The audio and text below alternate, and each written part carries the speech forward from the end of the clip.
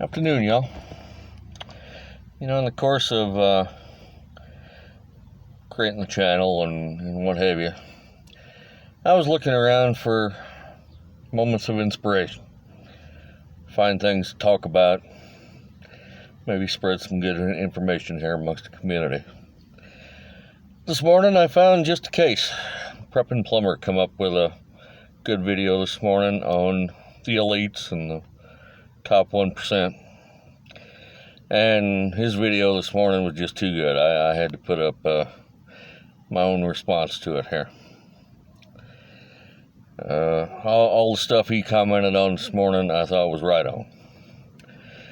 And unfortunately, it's nothing new. It's something that's been with the country here for a good many years. I say it goes back to even well before the Civil War days. My part of Illinois that I come from, St. Clair County, which is just across the Mississippi River from St. Louis, I belong to the Genealogical Society, people that look up their family tree. And they put out a quarterly publication along with a monthly newsletter. And they put out something here a few years back, indentured servant records from the early 19th century, 1818, 1819, 1820, thereabout, where blacks and biracial people were signed off as indentured servants. Which, indentured servanthood is nothing new. The British were doing that, as far back as 1600s. But you think about that situation.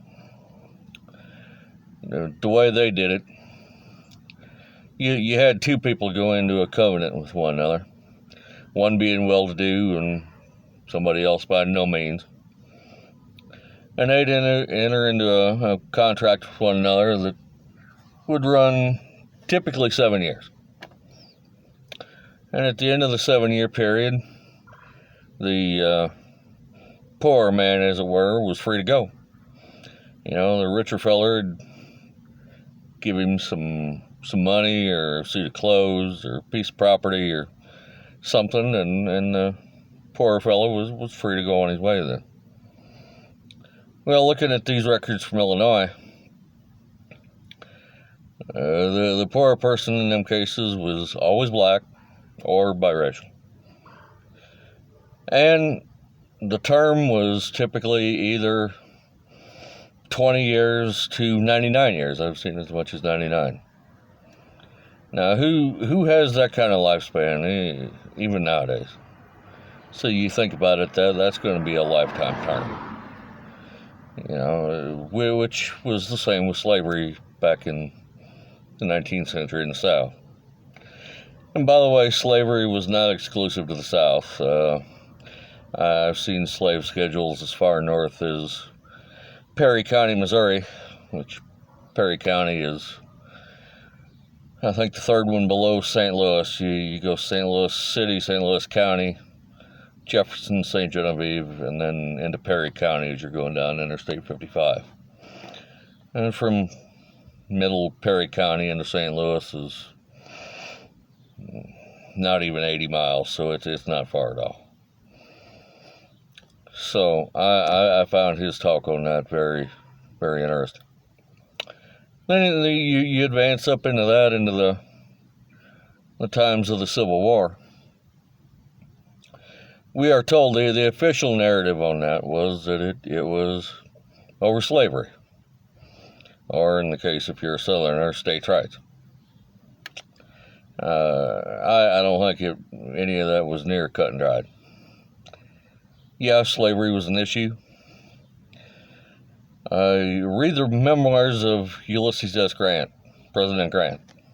He was a general in the war. And he had several good comments leading up to the war. He voted Democratic in the election of 1856.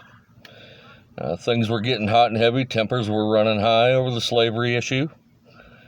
And he voted for the Democrat, knowing that if he went Republican, war was inevitable. Well, as we know, in 1860, Abraham Lincoln was elected, and we went to war. So, it was bound to happen. He even commented in his memoirs that in the South, you think the southern states, Mississippi, Alabama, Tennessee, Georgia, the Carolinas, that there was a good bit of fighting amongst themselves. Yeah, even a war to break out amongst the South, amongst the plantation owners versus the regular everyday people. And I can see where that was coming from. You had the regular everyday people who were going to say, you want us to fight the North over your slaves? Really? No. So, there we go. I can see that. And come forward into, the 1950s, the Jim Crow laws. Bring that up to today even. Big money. Democrats and Republicans, to me, one's no better than the other. We who tend to be fairly conservative tend to go Republican. Okay. I can understand that, but, think about our grandparents' generation. If you were a working class stiff, you voted for Democrats, even if you were fairly conservative. Just the way it was back then, but so it goes. So me, I go independent. I have a great deal of disdain for both parties, personal opinion. To me, they've both sold us out, and all for the almighty dollar, to the point where ordinary folks like us are not being served anymore. My problem then is, what do we do about it? How is a Joe Sixpack like any of the rest of us here going to get elected into a federal position, make any positive change without the big money backing? And then you're a slave to big money, and the process just continues on. So, what is the solution? I don't know that we have any. We can't go into armed insurrection like we did in the 1770s. We don't have the firepower for that. You think about the Second Amendment and what its intent was. We took on the British Empire because we had essentially equal fighting power. We had the same munitions as what they did, and the war was on. But what happens if we tried that today?